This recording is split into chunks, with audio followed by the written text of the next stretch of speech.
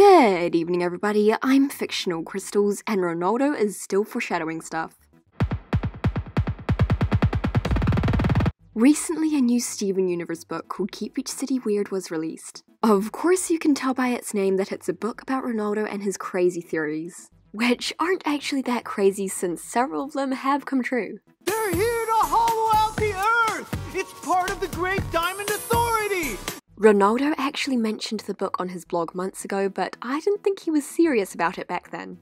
Anyway, there's a part of the book which talks about the Crystal Gems' temple. It says giant woman from the sea. A giant woman! Over 200 years ago, Mayor Dewey's great-great-great-great-grandfather William Dewey and his first mate Buddy set out to find unexplored land. What they found instead was peril, disastrous weather, towering waves, and perhaps worst of all, a sea monster. But lo, they were saved by a magical giant woman from the sea. What he says here we already knew from the episode Historical Friction. Thank you, giant woman! She gently placed Dewey down on the shore. And that's where William Dewey decided to build Beach City.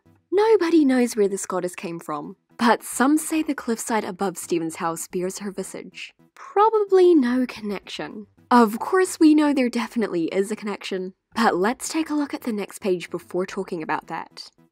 Oh wait, there's a bunch more. But last year, our shores were visited by yet another giant woman from the sea. She totally demolished what seemed to be a very promising seaside gym that Steven and his dad had set up. Could this be the other giant woman's evil twin sister? Or her evil twin granddaughter? I hope they meet one day and battle it out. And then maybe I can ride around in one of their giant hands and be a super cool sidekick. Then we see a picture of Ronaldo riding the temple. The giant woman who destroyed Steven's seaside gym that he was talking about was Sooooo in the episode Coach Steven. You got it, baby!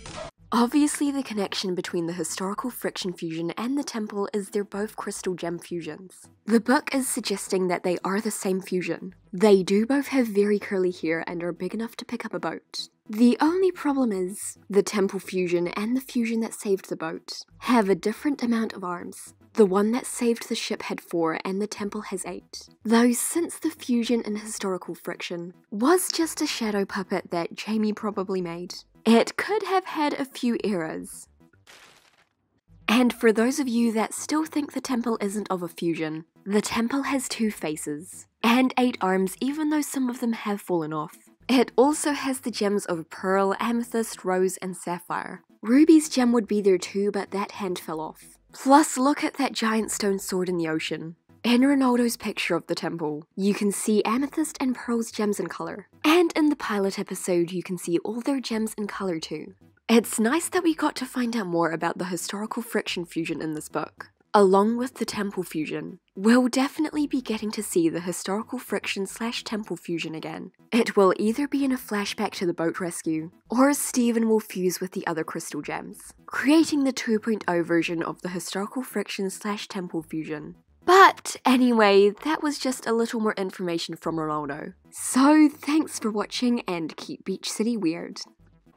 Click.